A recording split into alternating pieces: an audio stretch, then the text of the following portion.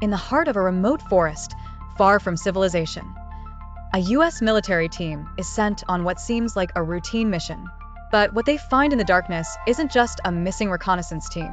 It's something far older, far more terrifying. As they venture deeper into the woods, strange symbols, unexplainable whispers, and shadowy figures begin to surround them. But they can't leave. Not until they've uncovered the chilling secret that the forest is hiding. The question is, will they survive long enough to tell anyone? The helicopter descended toward the dense, foreboding forest. The mission was simple: find a missing reconnaissance team and retrieve their data. But something about the place didn't feel right. The team disembarked, heavy boots hitting the forest floor. The air was thick with silence. No birds, no wind, just a haunting stillness that made the hairs on their necks stand up. Captain Reynolds could feel the oppressive weight of the forest pressing in on them. "Stay sharp," he said, trying to mask the unease creeping into his voice.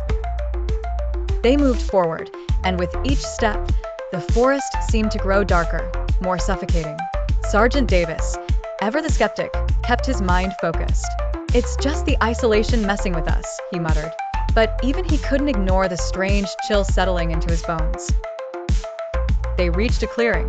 A campsite lay abandoned, ration cans scattered, a collapsed shelter barely visible beneath fallen trees. No bodies, no signs of struggle. "This is off," Reynolds said. "Spread out, look for clues." As they searched, they found a strange symbol carved into the bark of a nearby tree. A grotesque face, eyes hollow, mouth screaming. It was unsettling, but Reynolds dismissed it. "It's just a carving. Move on."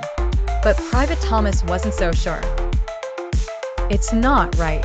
The symbol seemed to have an almost alive quality, as though it was watching them.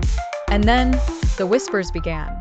At first, faint, as though carried on the wind. But soon, they grew louder, indistinct murmurs that felt wrong. Like something ancient, something lurking in the depths of the forest was speaking to them.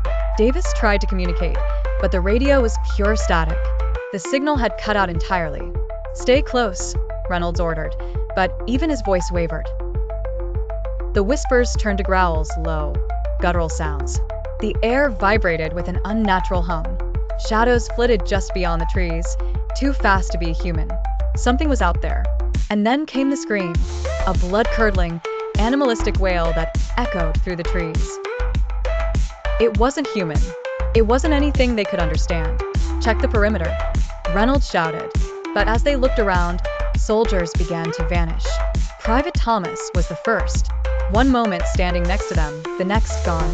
No struggle, no trace. Just the empty air where he had stood. "Davis, check the trees," Reynolds barked. But Davis disappeared too, just as quickly. The air grew heavy with dread. The growls grew louder, and they could feel something approaching. Reynolds froze as he saw it, tall, impossibly tall. A shadowy figure standing in the trees, its shape warping unnaturally, bending the air itself. It had no face, no features, just an empty void. The forest seemed to bend around it as it stepped forward.